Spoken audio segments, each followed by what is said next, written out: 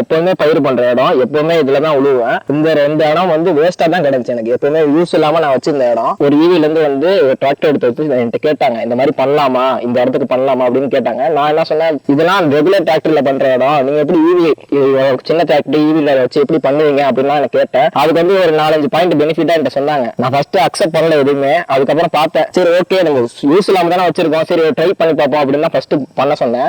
ஒரு 45 மினிட்ஸ் எடுத்துக்கிட்டாங்க இந்த இடத்த பண்றதுக்கு. 45 மினிட்ஸ்ல வந்து அவங்களால முடிஞ்ச அளவு பக்காவா பண்ணி கொடுத்தாங்க. அதே மாதிரி அவங்க எடுத்து வரும்போது அந்த ஈவி வெஹிக்கிள் வந்து ஒரு 90% சார்ஜோட எடுத்து வந்தாங்க. அது முடியும் போது 75% தான் இருந்துச்சு. நானே ஆச்சரியப்பட்டேன், இப்படி 75% இவ்வளவுதான் சார்ஜ் நிக்குது, இவ்வளவு கம்மி காசுல ஒரு கம்மி ரேட்ல பண்றாங்க, பரவாயில்லையே அப்படின்னு நான் யோசிச்சுட்டு அதை பார்த்தா ஒரு 5 பல்ல யூஸ் பண்ண, நான் ஃபர்ஸ்ட் ஒரு 2 பல்ல போட்டு தான் பண்ணி காமிச்சாங்க. எனக்கு அதுவே பக்காவா இருக்கு. ஏன்னா இது ரெய்னி டேஸ், இந்த டைம்ல வந்து இந்த சாயல்லாம் வந்து ரொம்ப இதா இருந்துச்சு. இந்த டைம்லயே ஒரு 2 பல்ல வச்சு இவ்வளவு பண்ணிருக்காங்கன்னா அப்புறம் 5 பல்ல போட்டா பக்காவா பண்ணி கொடுத்துருவாங்க. எனக்கு நம்பிக்கை வந்துருச்சு. அதுக்கப்புறம் பரவாயில்ல, ரிசல்ட் நல்லாவே காமிச்சிருக்காங்க.